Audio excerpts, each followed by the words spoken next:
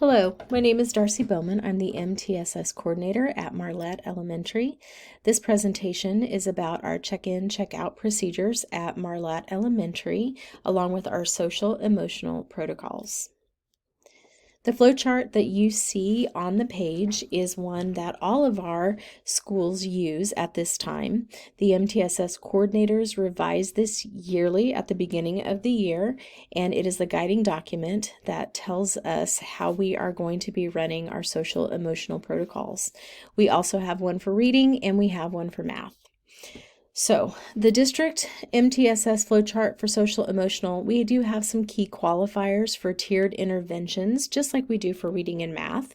To list some of those without having to read this entire thing to you, some things that we look for when considering check-in, check-out would be some attendance issues, major behavioral issues, the SABRE score, which is part of our FAST Bridge, course grades, and teacher request.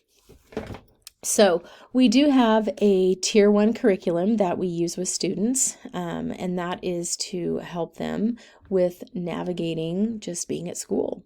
So we do have our second step curriculum, which is available to all students. We also have some positive behavioral interventions that I'm going to talk about here in just a minute, and I will also get into our Tier 2 protocols. If you take a look up here for Tier 2, I'm just going to go over this real quickly. The qualifiers are ABC's data, attendance, office referrals, course grades, SABREs, pretty much what I've listed along with our teacher request. So if you look at school attendance, risk is more than 10% of days missed during each reporting cycle. Office discipline referrals, 2 to 5 or more. So these are the qualifiers. Course grades, 2 or more 1s in Infinite Campus during those term grade reports, and then a SABRE score of less than 37. So Tier 1, what do we do at Marlatt to incentivize positive behavior? Our school does have a spirit squad. It's made up of teachers and staff members. And this year we decided to do something that is called #WatchThis. The competencies that we are going to be talking about are all surrounding personalized learning. So we didn't just come up with these on our own. This is something that we focus on because of the district, and these are district initiatives. So something that we do is each quarter we have a different colored watch this ticket. Students that we see who are exhibiting positive behaviors surrounding our district competencies for personalized learning will be receiving tickets as teachers catch them, quote, showing those competencies are being good. The student then takes that watch this ticket and they hand it in to their teacher. It goes into a bucket. At the end of the quarter, the teacher's going to pull out names, and those kiddos are going to be put into a big bucket to have their name potentially pulled for an incentive party. So each quarter at Marlatt, we do have an assembly that's focusing on the following. We did have one in October, and that was a communication focus. It was really fun. The kids absolutely enjoyed it. We did pull kids' names out, and they received those incentive either parties. It can be a pajama party, it can be a stuffy party, it can be an art party.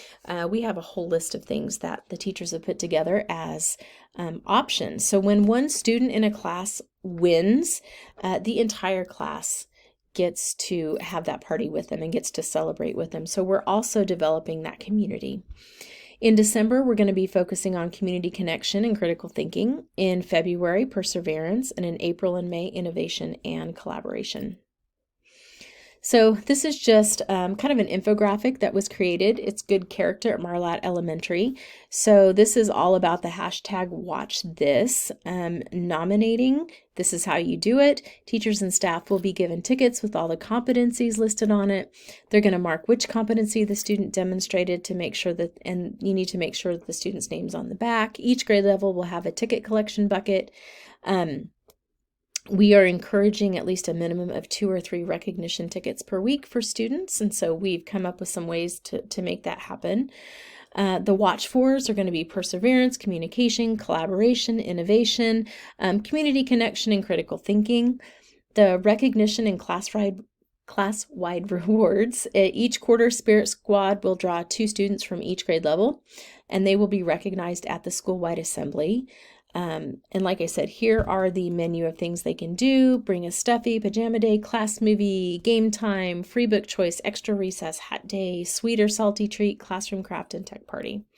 So, and then we also have golden classes. So each week, classes are nominated for our golden awards. So we know that behaviors are going to occur, and so we do have a protocol for that. We have these minor behavioral documentation logs. When a student exhibits a behavior, the teacher will, this is just for documentation purposes, they will write it up, and then they will conference with the student, seeing if they followed the CHAMPS expectations, conversation help, activity, movement, participation, and then expectations for success. And then they will conference with them about, what can you do in the future to follow CHAMPS and to follow our school rules. Once a teacher has gotten 3 of these on one particular student, that minor becomes a major. And so the majors are put into our Infinite Campus for documentation purposes. One thing I should also say is action taken. Those are the things that the teacher can do. So they can talk with the student, they can issue a warning. Hopefully they wouldn't have to remove them from class. They can lose privileges. You might call or email parents, in-person parent conference. Those are for some of the more severe things. But this is just kind of our checks and balances. Teachers, the expectation is that when they write these up, that they will scan them and also send them to the parents so the parents know that the behavior is happening. So Tier 2 and Tier 3, what do we do at Marlatt to help students who are at risk for social emotional issues that hinder their learning? Something new that we have implemented would be our Calm Down kit, which is an on-the-go kit that students can go through, how they're feeling and different ways to help themselves de-escalate. Each teacher, actually all of the adults in Marlatt has been given one of these in the form of a book. So our PTO and some other people helped to put that together, which is super great. We also have our zones of regulation. That is our Tier 2 curriculum. If you take a look to the left, the zones of regulation, there are 4 different zones: blue, green, yellow, and red. And kids can take a look at the pictures and decide, what zone are they in, to try to be able to name that feeling. So what we have started is called a formal check-in, check-out. This is what it looks like and sounds like, based off of attendance data and grades, sabers, the stuff that I talked about before. This is what we have put together with our behavioral interventionists, and some of these kids have a formal check-in, check-out.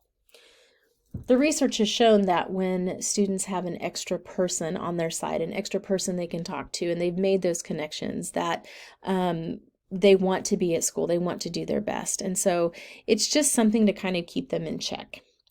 What I have on the right-hand side, this is just a guide for our interventionists who are our reading and math interventionists, and then we do have a behavioral interventionist, but all 3 are sharing the load with these students. They have a sheet to the left that they just, it's a 6-week intervention, so each day they check in with the student, what zone are you in? And then just have a conversation with them. Today I'm looking forward to, oh no, today I'm worried about, or my goal for today is. That's at the check-in. At the checkout at the end of the day, they talk about something I did well today, something I can do better, and then did I accomplish my goal? So they know that they have that person that's going to be checking in on them every day. So it's just a feel-good type thing. So how do we know if our 6-week check-in, check-out is successful? We will be conferencing with teachers during the cycle about progress. Our cycles are 5 to 6 weeks. We'll look for an improvement in attendance, an improvement in grades, improvement in self-regulation, and the ability to recognize which zone he or she is in. We're going to look at fall, winter, and spring testing data to see if academics are increasing. We're going to look for a decrease in major forms in Infinite Campus, and we'll look for a decrease in overall office referrals. This is just our data right now. We did choose as a school to look at the social subtest of our SABRs because we just feel like, especially with COVID, some of our kiddos, the social aspect of things, they missed out on a couple of years of being around their peers. And so we figured that that might be an area that we want to focus on. Obviously, our younger kiddos struggle a little bit more. So for the SABRs composite, we obviously want a 37 or higher. So we had 81% in kindergarten on grade level, 72% for the social subtest. First grade, 89% on grade level. For the social subtest, 64%. So you can really see where that social subtest is something that we really want to focus on. In second grade, 94% on grade level, 91% on the social subtest. Third grade is 89% on grade level, 87% social subtest. Fourth grade, 96% for the overall SABRs, and then 93% social. And then fifth grade, 96% overall SABRs, 90% social. So you'll see the older they get, obviously, the social part of it is a little bit easier for them, but that kind of gives you an idea where we are and why we chose the social subtest. Something else our teachers are doing is each grade level is putting into our teams social stories that we can use as an entire school with our kiddos, just to give them a little bit of an extra boost. So overall, with check-in, check-out, like I said, it's only a 6-week intervention. It's not meant to be an all-year thing. We do have an MTSS form that we have sent home with kiddos that are in the formal check-in, check-out process, and connection is key. So we hope that this gives you some idea of what our check-in, check-out process is. If you have any questions, please contact Darcy Bowman. You can email me at darcyb@usd383.org.